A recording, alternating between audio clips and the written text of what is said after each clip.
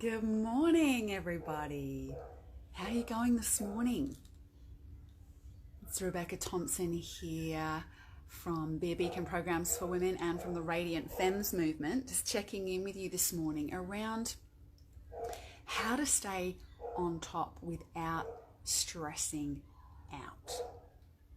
And we all have ways in which we respond when it comes to stress. And sometimes we respond differently depending on the stressor. And I wanted to talk a little bit today about what those stresses are. So welcome if you're jumping on, what those stress responses are, and sort of classify it down and help you get a sense of how to manage that stress and how to know yourself and how you can then obviously change your responses. So let me know as you go along whether you relate to any of this. And like I say, you can manage stress pretty well, but you can still fall into some of these categories. And it's great to know so that you can choose a response rather than getting stuck in your grooves, because a stress response isn't who you are. It is a learned response. It is often something that we've learned because of our past experiences in our family and the role that we were needed to play. Or it can just be an exaggerated response based on your personality and your tendencies, but it's something that's hyped up as we perceive exaggerated risks or fears, in our environment or in our world or in our mind. So I made a couple of little notes here. Hey Lulu, hey Anita. The first sort of type, if we simplify this right down into two types of stress response, the first one goes into doing.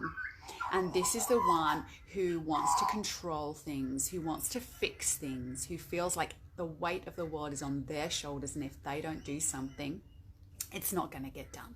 So this is the over-functioner. So feel if this is you. What else did I put down about this? The doing avoids the looking inside because there's a fear around this of vulnerability, that if I stop and if I go into feeling here, things won't get done, but I might fall apart. I might collapse. No one else can help me. I need to do this. And there's a sense of, worth definitely tied up in this doing.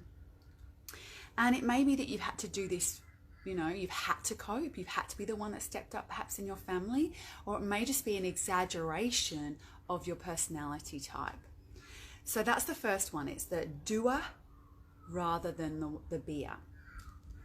And the second type of stress response, and again, we're generalizing here, is the one who goes more into feeling, who pulls back, whose story comes into, I can't do this. I'm going to fall apart. I'm going to go into overwhelm. I'm not capable. So they hand over responsibility and always looking for someone else to fix it. I'm just going to sit back and let someone else fix it because I can't do this. This is too hard. And sometimes this personality type can go into reckless behavior.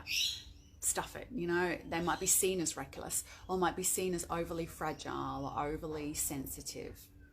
So notice if this is you or you've been told this. And again, it can be something that has been entrained to some extent by other people telling you you're a bit sensitive, you're a bit fragile, don't be so emotional. And we can take it on more and more. And in other ways, it can just be an exaggeration of our personality type.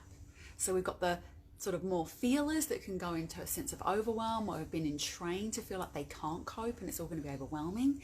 And you've got the doers who tend to overfunction, take the whole weight of the world on their shoulders and feel like they have to fix things because if they stop and let go, they're going to fall apart.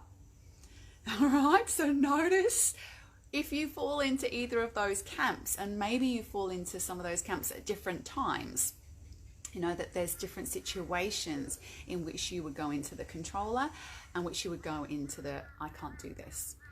I think for me, I probably go into the, I will fix this, I will sort this out, but there's definitely times where I would just sit back. And, my spiritual path, my personal development path, I've definitely been able to let go of a lot of that controlling and to sit back at the right time and to know that, freaking out's not going to help me.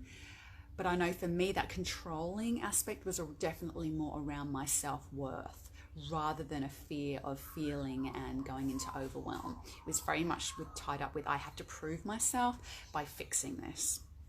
So notice, what the driving force is behind your sort of stress response.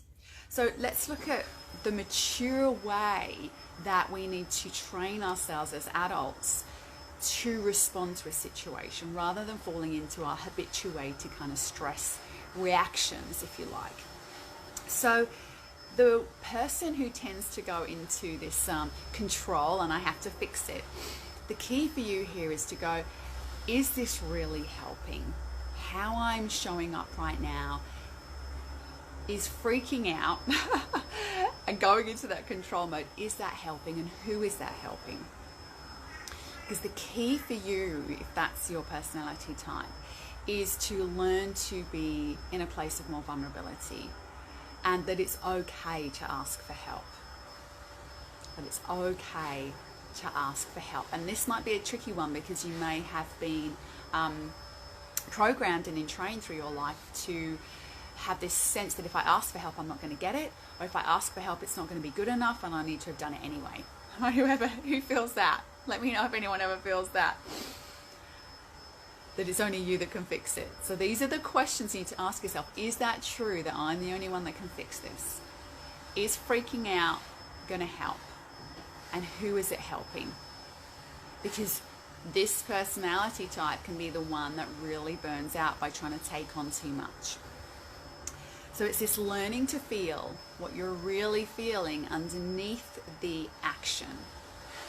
What are you really feeling, and being with that and letting that inform your action rather than just being in the freak out stress response of I have to fix this, I have to do.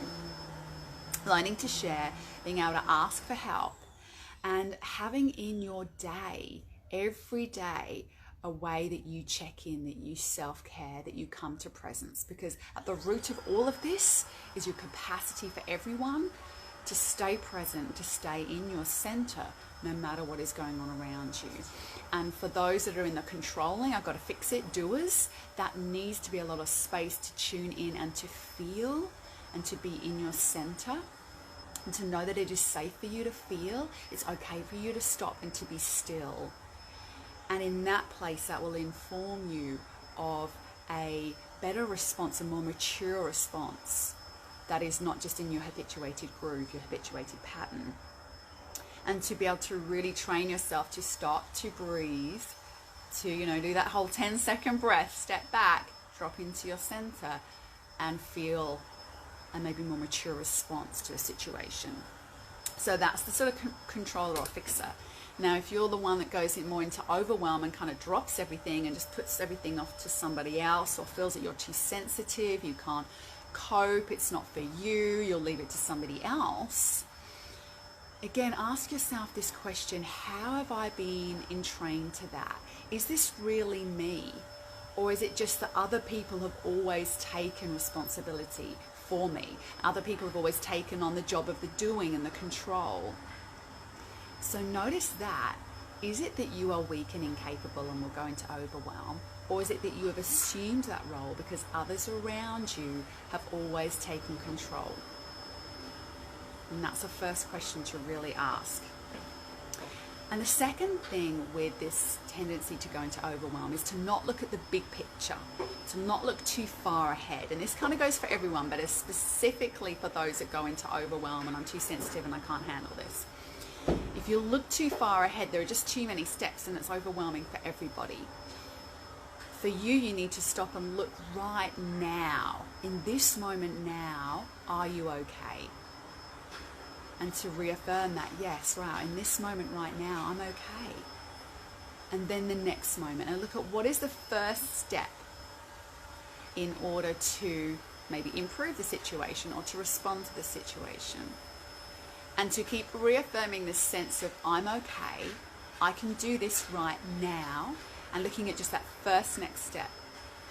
And your daily self-care practice still needs to be there like everybody else, and yours is again about coming into your center and feeling, though, in that center a real sense of safety and strength. That coming from your stillness and your center, You breathe in, I've got this, I can do this. It's calm, centered, and strength, and that's the reaffirming that you need. So it's two slightly different types. Is there anything else I can do? Yeah, and the other thing is to feel into when have you dealt with stress before and dealt with something before and come out the other side completely winning, right? Reaffirming to yourself that you can totally do this, that you have got this, and that you have achieved in the past, so reaffirming those grooves. Yeah, it's kind of about reparenting yourself. And imagine if you were a little girl or a little boy, what would you say to that younger version of yourself if she was saying, I can't do this, I'm overwhelmed, I'm spinning out, I can't do this? What would you say to her?